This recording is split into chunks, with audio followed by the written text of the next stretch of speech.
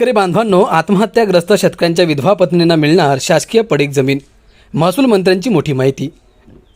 शेतकरी मित्रांनो, ही संपूर्ण माहिती आजच्या व्हिडिओच्या माध्यमातून आता आपण जाणून घेणार आहोत की नेमकं आता कोणकोणत्या विधवा महिलांना या योजनेचा लाभ मिळणार आहे, किती जमीन मिळणार आहे. व्हिडिओ तुम्ही शेवटपर्यंत बघा आणि आपल्या शेतकरी मित्र या यूट्यूब चॅनलला सबस्क्राईब करा, कारण अशीच महत्त्वपूर्ण माहिती तुम्हाला रोज आपल्या या चॅनलच्या माध्यमातून बघायला मिळणार आहे. मित्रांनो, राजमाता जिजाऊ महिला सक्षमीकरण योजनेच्या अंतर्गत राज्यातील शासकीय पडीक जमीन नोंदणीकृत महिला बचत गट, आत्महत्याग्रस्त शेतकऱ्यांच्या विधवा महिलांचे बचत गट आणि उमेद मावीम अंतर्गत येणाऱ्या ग्रामसंघांना नाममात्र ₹1 दराने भाडेपट्ट्याने दिल्या जाणार असल्याची माहिती महसूल मंत्री चंद्रशेखर बावनकुळे यांनी शनिवारी दिली. या योजनेच्या अंमलबजावणीसाठी राज्यातील प्रत्येक तालुक्याच्या तहसीलदारांना त्यांच्या कार्यक्षेत्रातील गावनिहाय शासकीय जमिनींचा आढावा घेण्याचे आदेश देण्यात आले आहेत.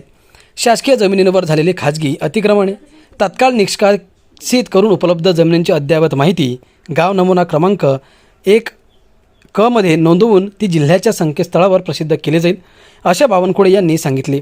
ग्रामीण भागातील महिलांचे आर्थिक स्वावलंबन आणि पशुधनासाठी चाऱ्याची उपलब्धता या दोन्ही अत्यंत संवेदनशील बाबी आहेत.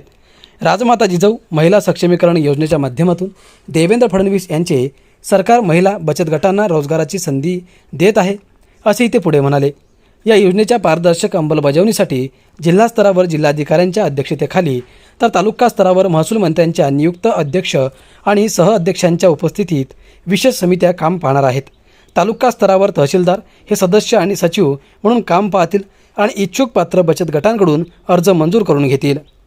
शेतकरी मित्रांनो, नेमकं कोणत्या जमिनी भाडेतत्वावर मिळणार आहेत?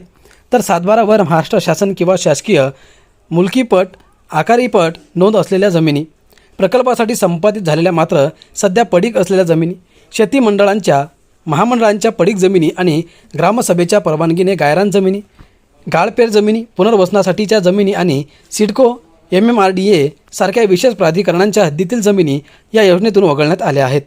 बचत गटासाठी महत्त्वाच्या अटी आणि पात्रता.